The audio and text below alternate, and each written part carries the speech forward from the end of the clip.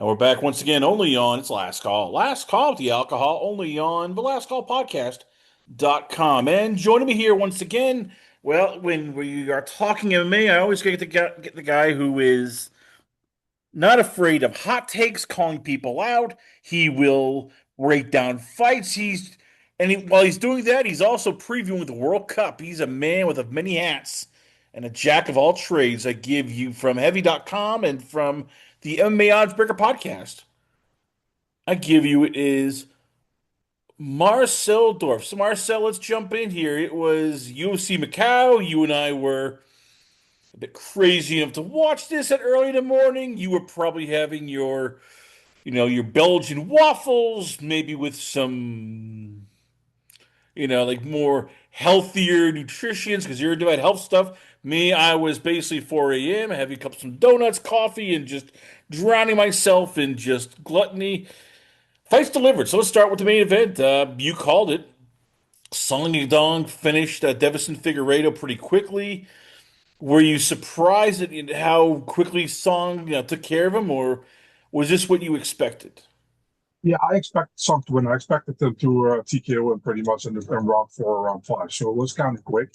But I think Song is like a legit threat, in the division for a lot of guys, and he showed it again, really good performance. I feel like kind of hesitant early on, although he was putting pressure on Figueiredo, but it was kind of hesitant in the first round, I felt like, but the moment he caught him in that guillotine, it was over, and yeah, very well done by Song Yadong, man.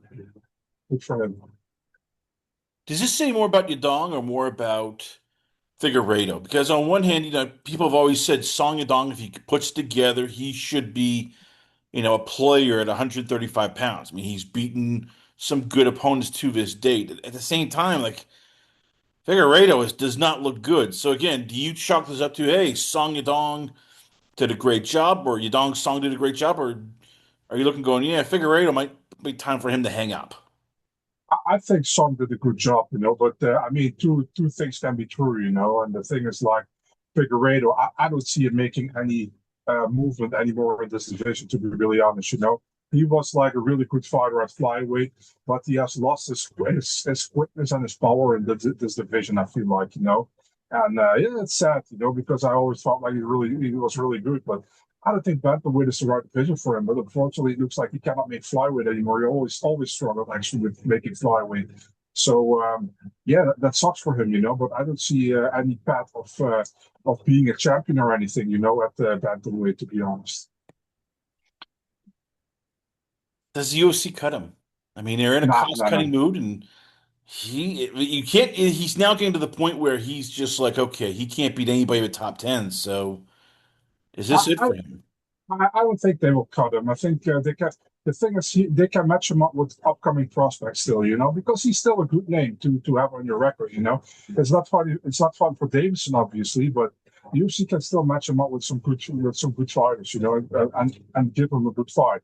But yeah, I mean, he's not going to touch gold anymore. He's not a bantamweight. He's not going to go back at five. It's just not going to touch gold anymore in UFC, and yeah, I mean, and he's also not the youngest anymore. Don't forget that, right? A lot of people forget like he's like at the end of his 30s, I think.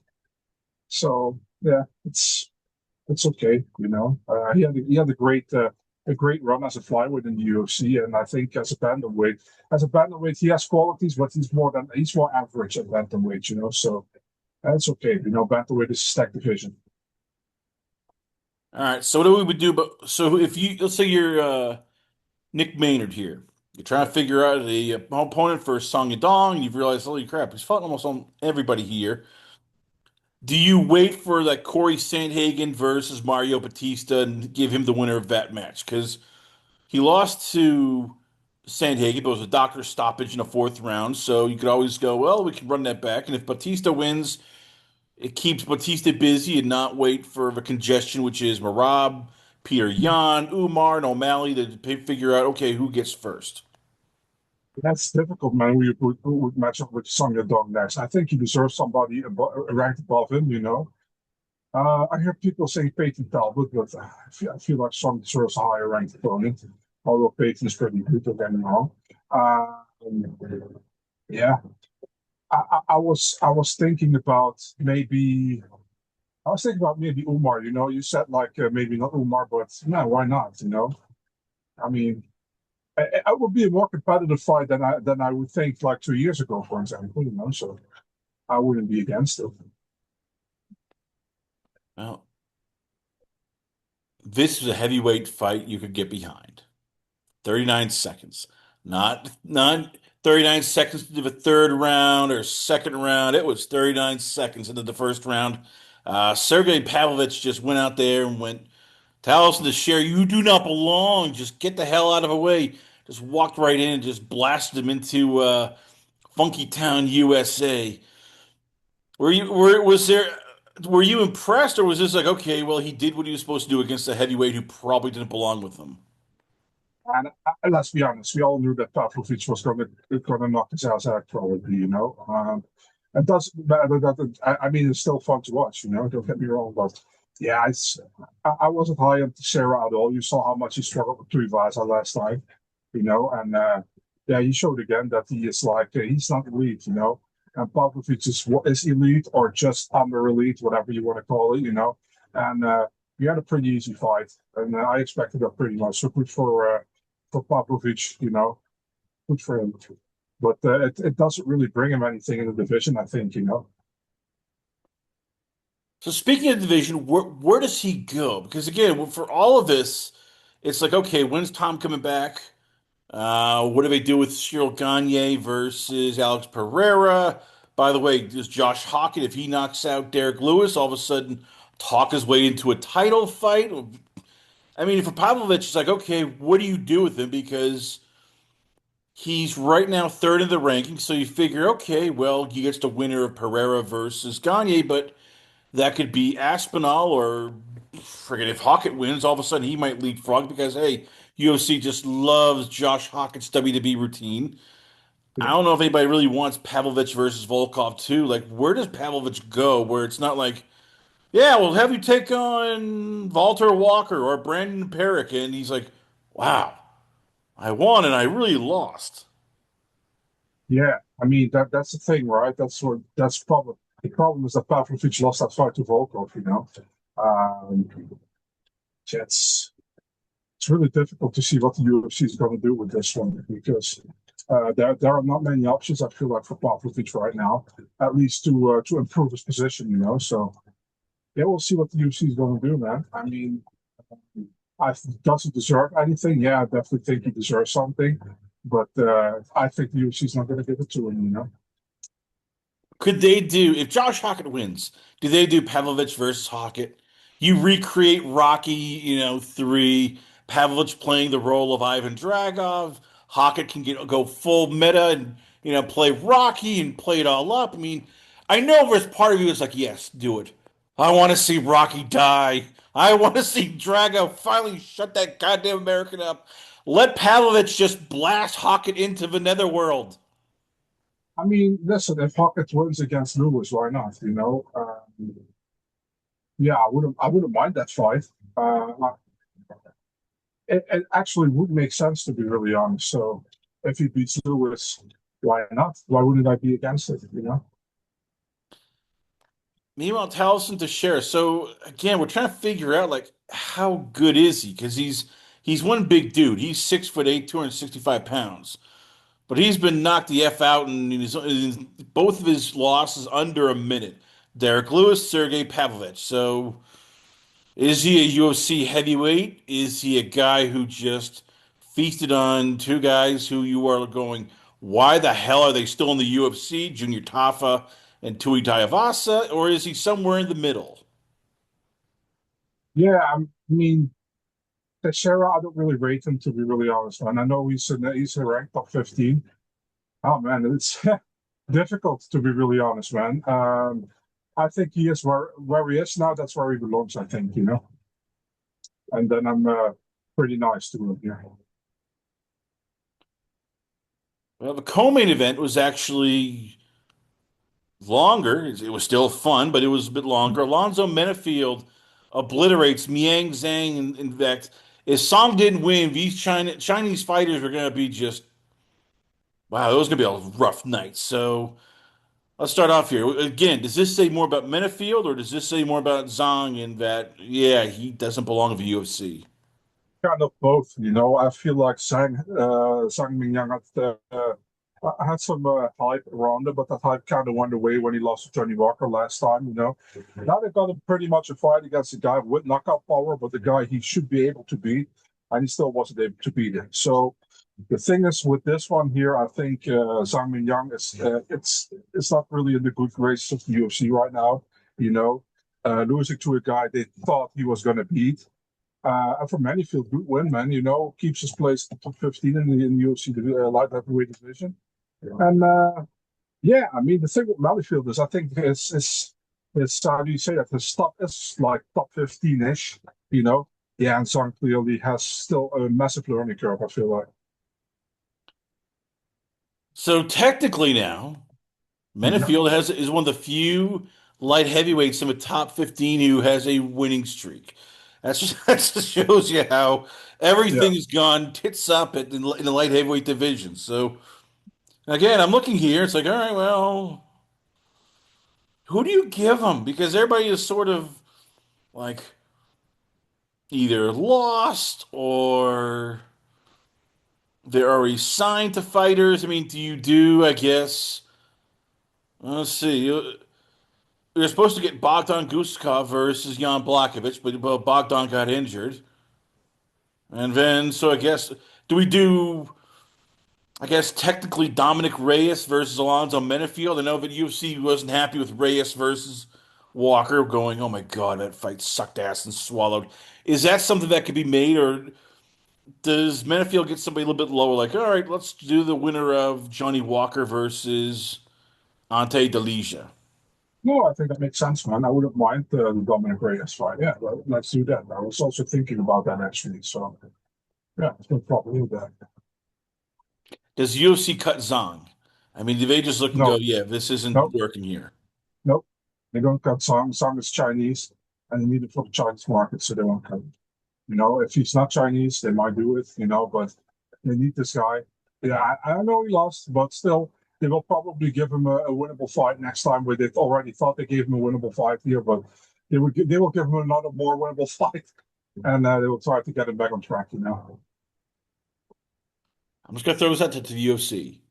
Yang Zong versus Marcel Dorff. That fight can be made. You give Marcel enough money, he'll go in there and he won't take a dive, but he'll just, charge in. If he takes the first shot, he'll go down.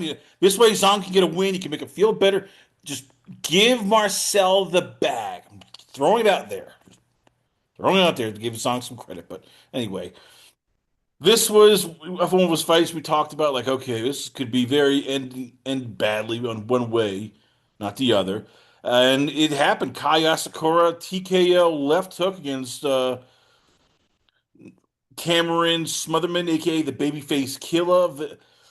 On one hand, it's great that Kai Asakura won. On the other hand, this felt like just apropos. Like, all right, yeah, we found somebody that we know you can destroy. Was this, I hate to insult the babyface kill, but was this like the ultimate cupcake fight for Asakura? Pretty much, you know, and I also don't want to say anything bad about Cameron because it's a good dude, you know, but yeah, this was made for Asakura to look good, but I mean he did it and he did it in a flawless way. So we gotta give credit to Asakura there, you know. Um, yeah, Asakura looked really good. The Cameron Slaughterman had nothing for him. So this is actually the Asakura I expected to see in the UFC, for example, against Demelio.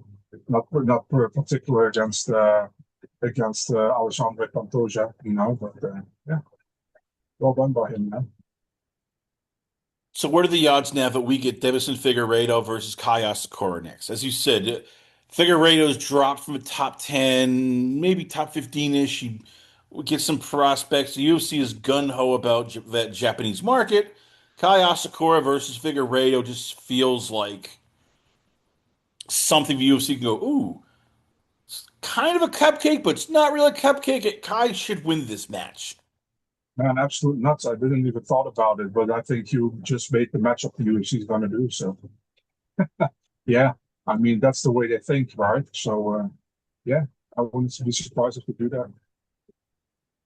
So how good is Kayaskorov now? That's the question Oh, everybody's asking because he's pretty decent. He always was pretty decent, you know. But the thing is, like, he just had a very tough beginning in the UFC with Santoja, you know.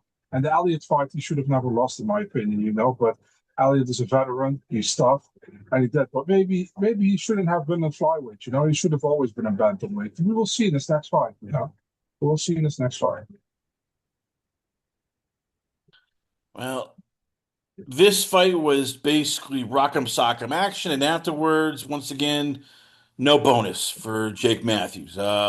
Wins a unanimous decision against Carlton Harris.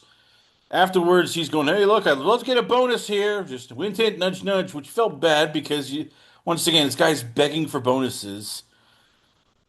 I I feel get bad. the guys who won, like Kaya Sakura.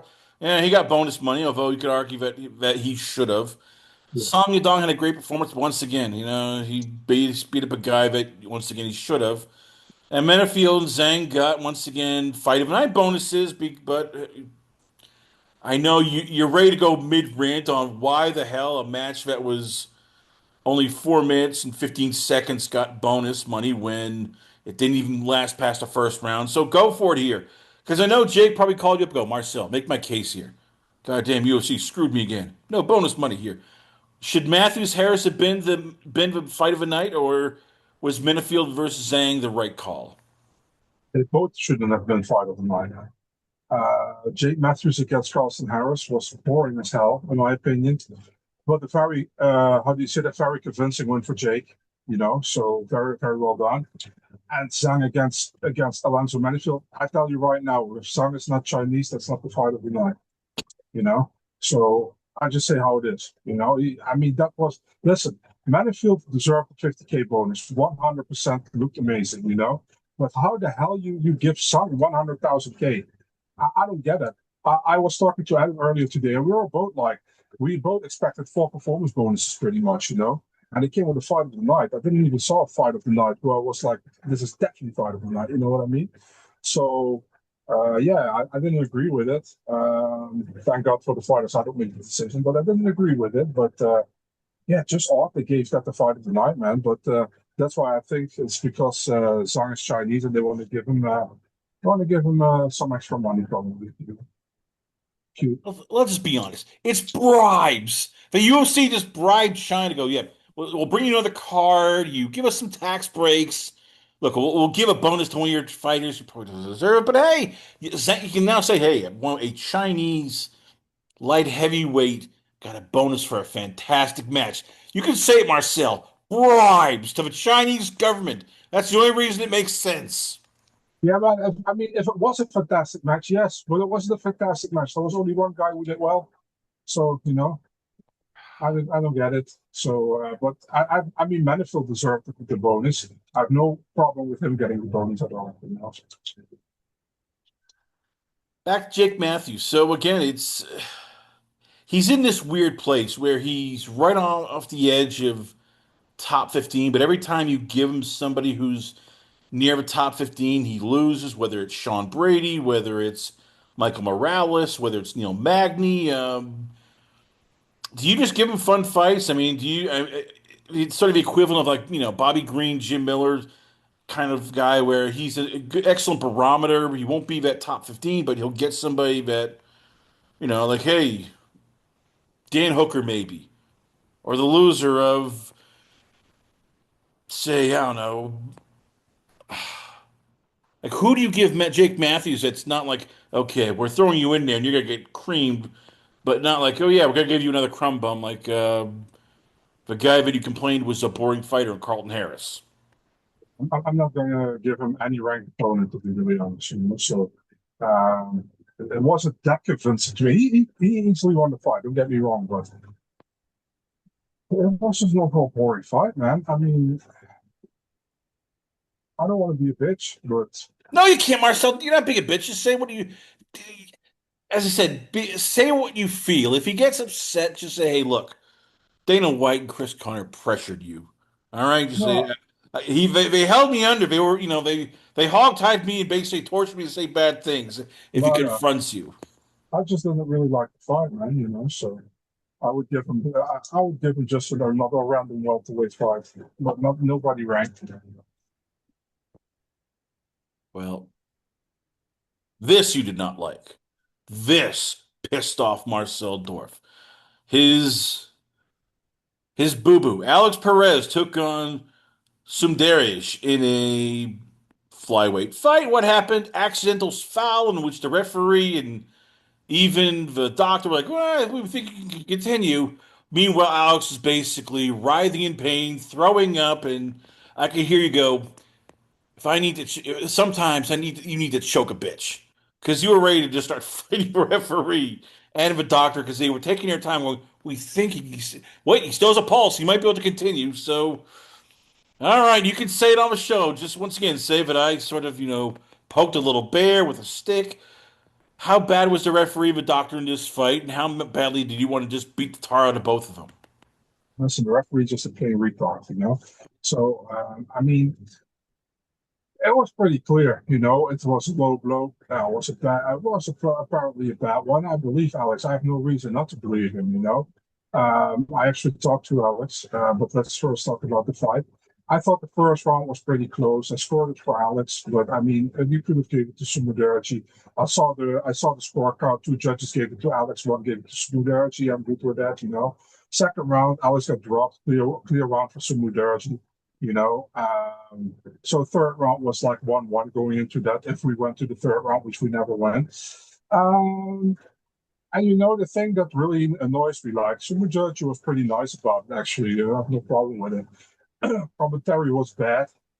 Refereeing was bad. Doctor was bad. Um, what really pissed me off more is like the fans online. It's like these people are fucking retarded. I mean, we like we've watching this sport for such a long time, and I feel like a lot of these newer fans just a bunch of degenerate gamblers, a bunch of idiots who are like annoyed when certain fighters cannot continue. I'm like, why would Alex Perez not want to fight? It's just stupid. He comes to China or to Macau, whatever, you know, and then he pitches out. It's bullshit. So I was talking to Alex yesterday, and I was like, "How are you doing, man?" And he's like, "Yeah, I'm okay, but I just came out of the hospital." I was like, "What did they say?" He's like, I kept throwing up because my ball, one of my two balls got pinched in between the jock strap or whatever you call it, the cup. So it got pinched in between the cup. And it's like it did so much pain and it's swollen completely. So he's like, I kept throwing up, and couldn't continue. Obviously, he also got the notes from the hospital. He's like, should I post it? I was like, that's up to you. I'm not going to say you should. I think to shut up people, maybe you should, but it's fuck those people. And that what really annoyed me is like that people are gonna like go to his Instagram page and gonna reply on his pictures with his son. And I like, let's hope your son is not a bitch as their dad, stuff like that. I hate that. I hate that so much. It actually pisses me off because Alex is a good dude. So Alex says he doesn't care. I know Alex a little bit. He really doesn't care about what people think about him. But it pisses me off. So yeah, I mean, Sumudaerji didn't do it on purpose. It happens. I'd say if both guys are healthy, do the rematch, whatever, do the Vegas.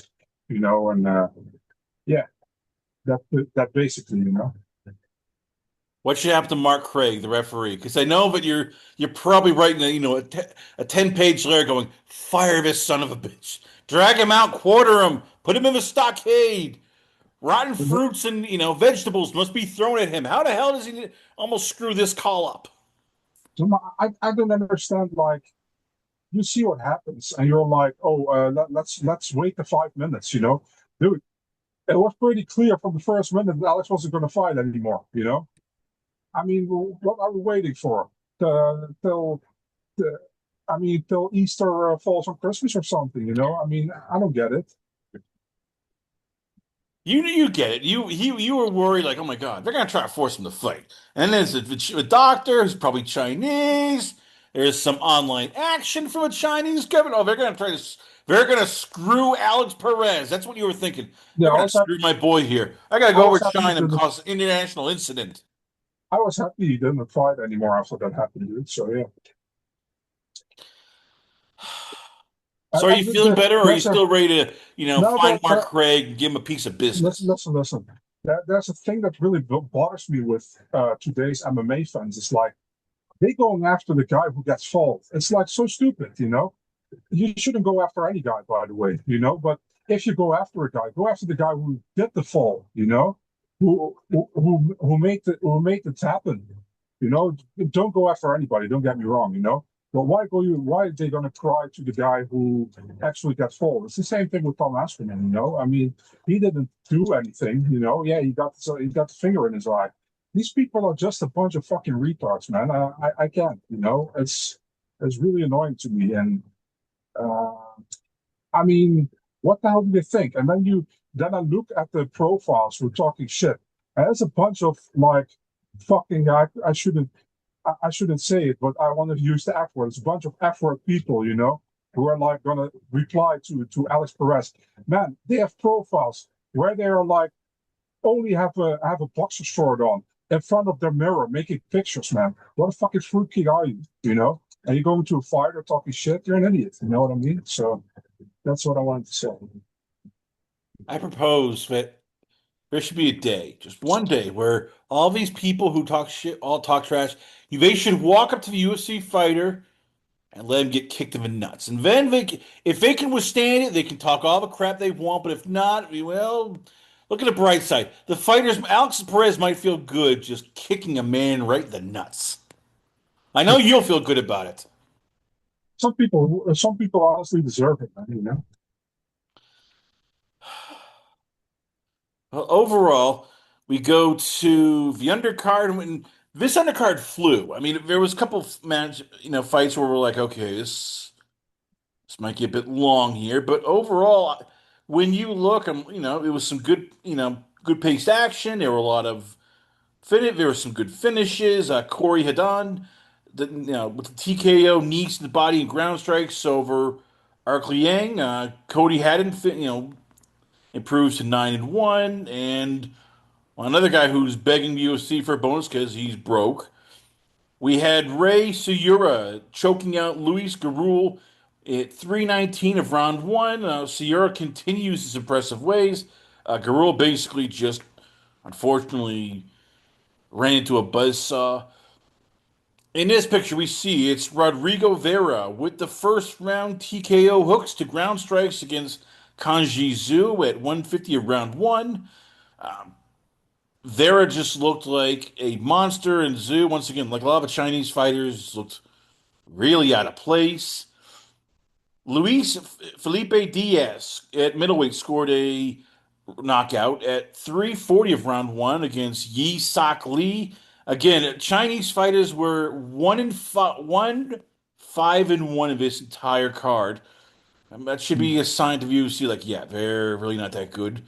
Jose Souza defeated Meng Ding by split decision. A guy who's 9-1 beat a guy who's 35-10. That once again, Chinese fighters need lots of work. One FC champion Jin Yang Xiong got upset. Unanimous decision loss against Angela Hill in her debut. You can bet that Dana's getting a chuckle out of, oh yeah, these one FC fighters, yeah, champions, yeah. And finally, Jacqueline Amorim defeated Luma Luke Boomy by armbar in the first round, 404. You called it. What do you think of the undercard? Who stood out, and which fighters did you look at? Go, yeah, you don't belong. I mean, who stood out to me immediately? Cody Haddon against Aro Chilang. Looked really good. Expected him to look really good as well. Happy he's back from being injured. He's a really good fighter. I feel like, you know. Let me think who else. Like Amorim, yeah, I was like Amorim is either gonna win early on by submission, or she gets gas and Loma wins the decision probably. So that was not a surprise for me. Vera looked really good, man. You know, because Zukanji is not a bad fighter at all. He made it look easy, so good for him as well. Angela Hill, she doesn't look like she doesn't fight the age she is, man. It's crazy, you know. She really looked good again against a very tough opponent, you know. In well, what's her name against Zhang Yingnan? You know that's a tough opponent, and she had a really bad debut. And Angela looked great, so good for her. Uh, well, so we had the Diaz guy. Yeah, I really difficulties to rate that fight because Lee looked really off in that fight. Diaz looked pretty good, so that was a pretty decent win for him. Who else did we? Oh, Ding Bang against Jose Henrique. It wasn't a great fight in my opinion. I mean, I would say it could have gone either way. To be honest, you know, I wasn't like convinced that Jose Henrique won the fight. Well, it was possible, you know, but it was close. So yeah, I mean, overall, pretty good card. I had a lot of fun watching it. I woke up a little late, so I missed Amorim against Loma Lookboonmee, so I had to watch it back. But yeah, overall, a pretty good card, man. I thought, and it kind of delivered. I think, you know. Well, the good that's the positive stuff to everything we've talked about in terms of like fights. Now let's talk about the downside this week, and that was UFC cut a bunch of guys. Let's Yeah, start with the guy that everybody's still talking about. Daniel Marcos got cut, which 18 and 1 bantamweight, 5 and 1 in the octagon. Um, Coming off a win against Miles John and waited for months for an extension, a new offer, and instead of the UFC basically went, nope, you're gone. I understand guys getting cut. I'm all for that because there's some people that you can look and go, you really don't deserve to be in the UFC. You're not good. And we'll get to Vince Morales because I know you and Adam Martin were pounding the table going, Vince deserves a second chance. I'm trying to figure out why do you cut a bantamweight who is 5 and 1, who isn't dull, and yet he literally won his last fight. Make it make sense, Marcel, because I'm starting to think Dana just really hates small fighters. yeah, it doesn't make sense, dude. So I kind of you can't ask me to make it make sense. It doesn't make sense, you know. It's like stupidity from the UFC once again. Uh, I enjoy watching Marcus fight, so I don't get it. I really don't get it. What are you hearing? I mean, was it just visa issues? Was it No, money? no, Like, I legit heard that he didn't move the needle on that. That's what I got told pretty much. So yeah, what you want me to say? I think it's fucking you just, stupid. I want you to go off because I know that you're dying to go off. Every week you love to just go off. So here, you can drop F-bombs, you can call out a certain You UFC know what official. the problem is with this one, man. It's like you say that your promotion is the best promotion in the world, you know, but then you cut a 5-1 guy while you keep holding on guys who are like 0-5 or something, you know, or 1-4 or 0-3 or even worse, 0-6 maybe in the last 6 fights. It's like, why? You know, I don't get it. It's super weird, you know. It's also not like this guy earns millions of money, you know, from the UFC. This is overall weird in my opinion, you know. Where does he land? Does it PFL, 1FC? Does he end up with MVP in their promotion? Like, you hope that Marcos gets, at least a contract with a big organization because he can fight. This is a guy who's, I don't want to say top 15, top 20, but still a top 25 fighter in the world. So where do you think he ends up? Probably PFL makes sense. PFL makes sense. Maybe even ACA, you never know, you know. But I think PFL makes a lot of sense. And he will be an immediately entitled potential there, I think. So let's talk about the rest of the releases this week. It was Vincent Morales, who I know that Adam was very passionate about.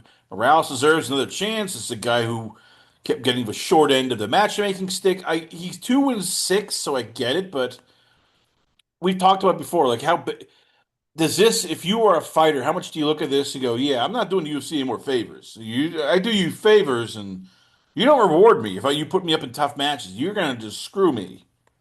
Yeah, man, Vince is a good guy, and that's why I'm a little biased maybe as well. I like Vince a lot. Really nice guy. Um, but also, to be really honest, man, I think in this last fight he got screwed. I thought he won against Sid Colby Fitness, so which probably would have saved him his career in the UFC. Um, he's been in some close fights, dude. And fights that he lost by split decision or by close unanimous decision, whatever. But yeah, with Vince, I'm kind of biased. I think he should have got a one more fight. Because if you see some guys have to fight the toughest guys in the division, and then you see other guys racking up 4 wins in a row, and they don't even fight the toughest guys in the division. So it's kind of annoying to me. But yeah, it sucks for Vince, man. He's a good dude, hard worker. And I feel like he deserved one more, but yeah, unfortunately, UFC doesn't want him to one more. Jamie Malarkey and Lando Venata both were released also. Two guys who, again, it's just they had some wins, but when you have losing records, and unfortunately, it's terrible. There, Venata was 4-8-2 in his 14 appearances. Malarkey was 6-7. I mean, I get it. Unfortunately, there's just you can't hire everybody, but how much of that, when you look at that, was also just cost cutting? It's like, all right, these guys will cost more than a guy we can bring in who's, 8-1 on the regional circuit will probably take 12-12. Yeah, probably a thing, but at the same time, it's not like these guys are like the big earners in the UFC or whatever. So, um, yeah, Fernandez maybe on a better, on one of the better contracts of the big guys, which we just named. But for example, I don't think Milwaukee makes a lot. Vince probably also doesn't make a lot. Um, Marcos, I also can't imagine he makes a lot. So I don't know. Man. It's kind of so weird. So listen, Milwaukee, I don't think Milwaukee's a weird cut. Sonata's also not really a weird cut, but and people will say Vince is not a weird cut because he got a real negative record in the UFC, but I still think he had potential, So such. And what is a lot of people are calling just sort of heartbreak, more ways than one. Andreas Gustafsson was released by the UFC after he had to pull out of his most recent fight in June, UFC Macau against Danil Donchenko. We then find out, yeah, he has some heart issues which he needs to get cleared up.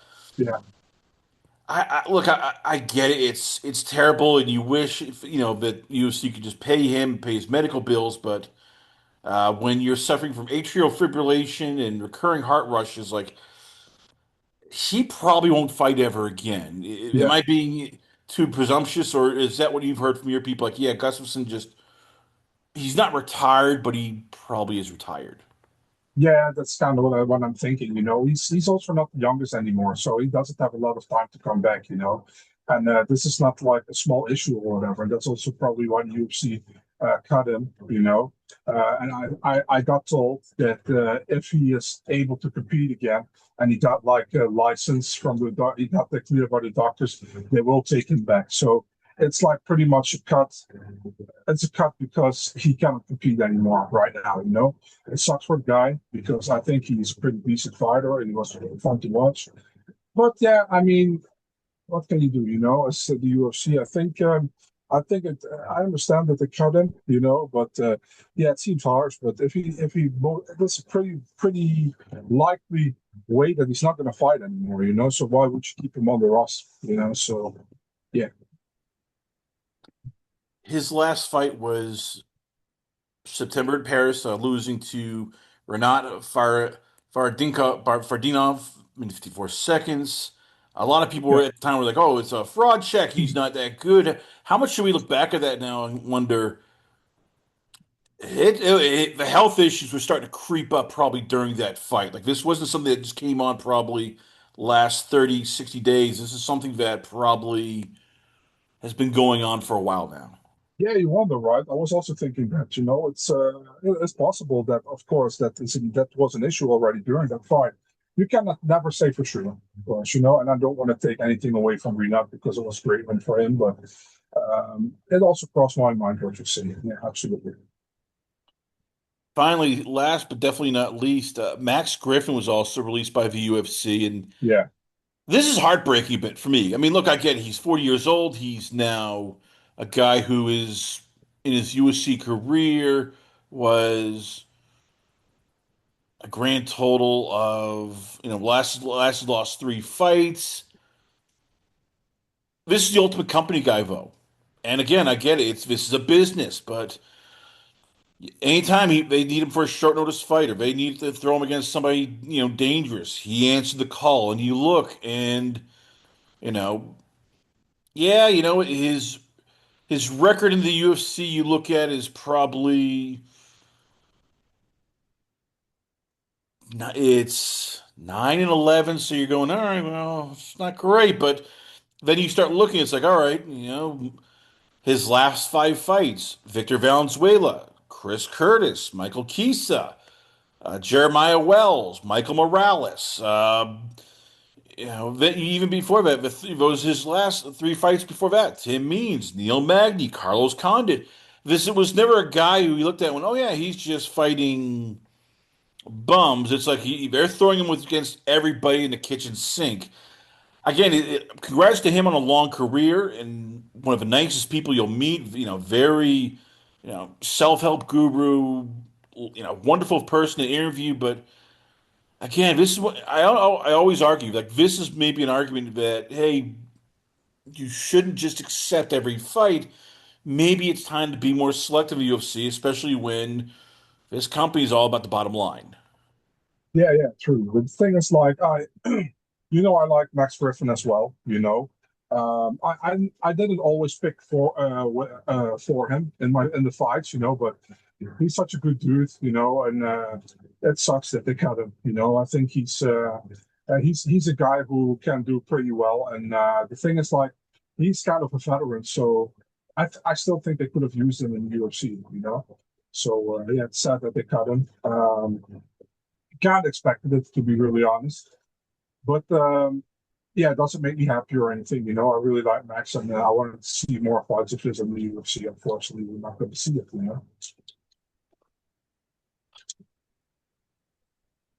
I guess the anger I have is like, all right.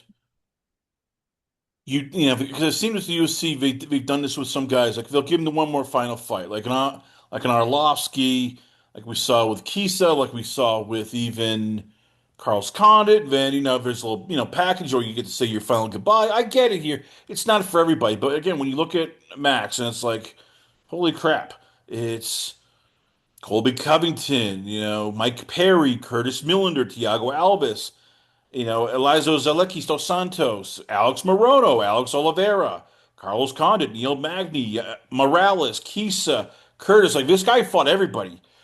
Should they give him like one more fight to say, look, this is your last fight in the UFC. We want you to go out, at least thank the fans. You did us everything. I mean, I get it. It's a business, but for Dana, who likes to preach loyalty, should they have done like one final fight?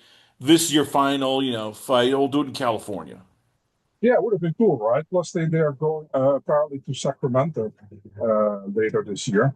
Why not? Why not? Would have been cool if they did that, but UFC is not always cool, So unfortunately, it's not going to happen. But I wish Max Griffin nothing but the best. Great guy, always very friendly when you talk to him, and wish him nothing but the best, man. And I think I really would have loved to see him one more fight in the UFC. All right. Well, we get to go on to business, and we have a fight card this weekend. It's the main event. A man that the UFC, one man the UFC wants to sort of quietly get rid of, and the other guy is a man who the UFC really wants to push. So that's going to be something to watch. UFC Fight Night, Las Vegas, 118 is Bilal Muhammad versus Gabriel Bonfim. Let's address the elephant in the room. How much of this is Dana trying to find a way to run Bilal Muhammad out of UFC in his quote boring effing style? Yeah, of course he wants that, but if that's going to happen, I'm not sure. We know that Bilal. knows how to win these fights. It's a 5 round fight. Bonfim has gas before in these in 3 round fights. So I can see Bilal winning this fight, to be honest, man. Um, yeah, interesting fight. For Bonfim, a really important fight because he needs how do you say that? He needs to win here, in my opinion, to get further in the division.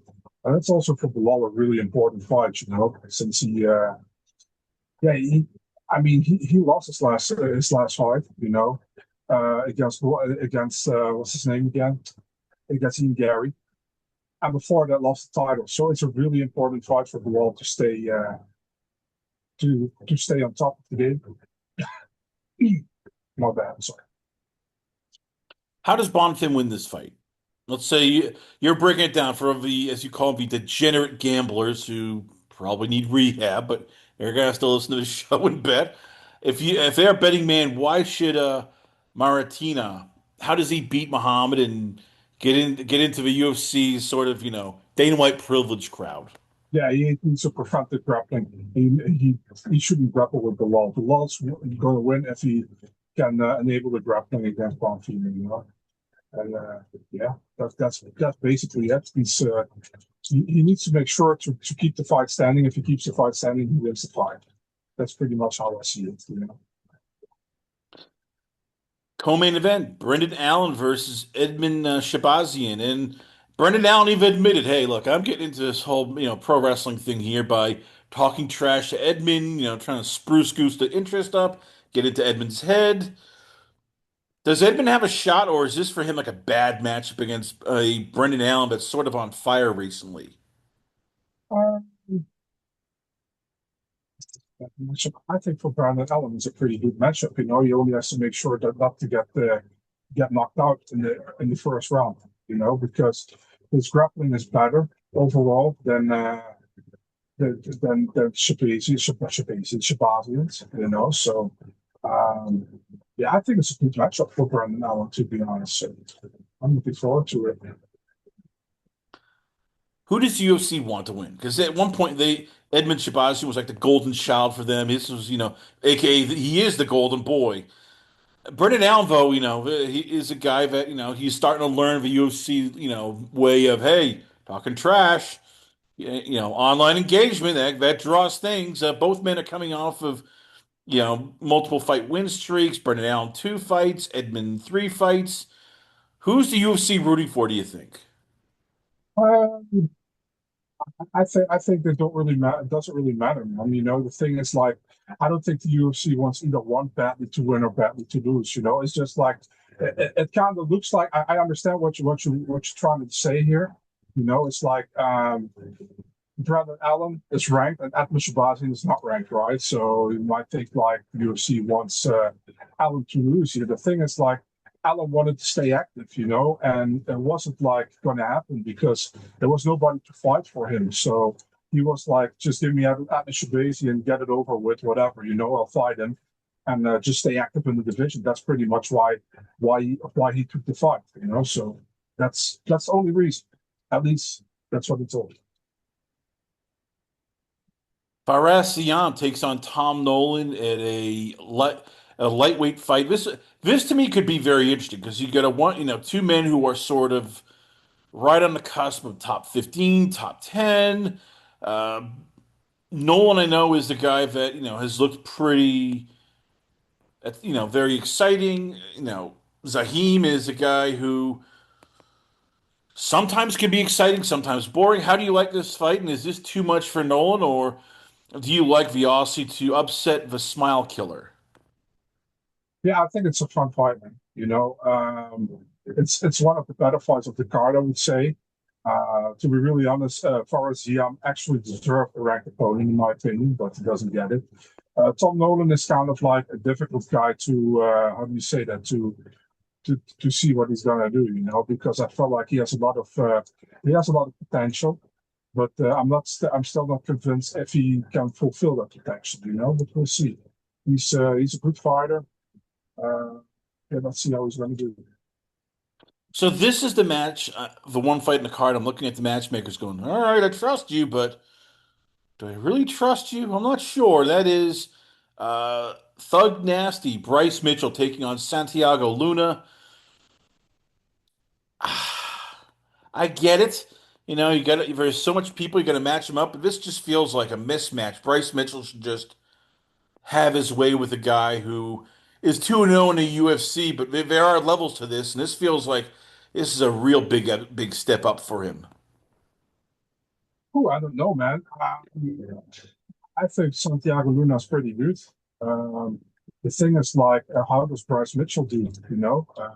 We know how Bryce Mitchell fights. He's pretty decent overall fighter, I think. But man, I don't know. I'm not as convinced as you are. I think Luna can do pretty well. I think Luna's pretty good, to be honest. So I wouldn't be surprised if Luna wins, dude. I think it's definitely a possibility.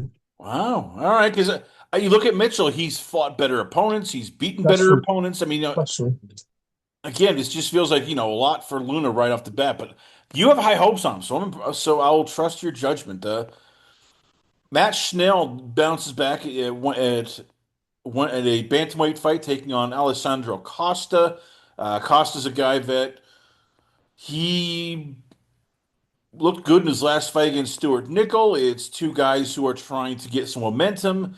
Uh, who has the edge here? The more veteran Schnell or Costa, who he only loses, it looks like, to elite level fighters? I'm kind of convinced Costa's going to win. I picked him by first round knockout, to be honest. Nothing against Matt Snell, but I feel like he's at the end of his career pretty much.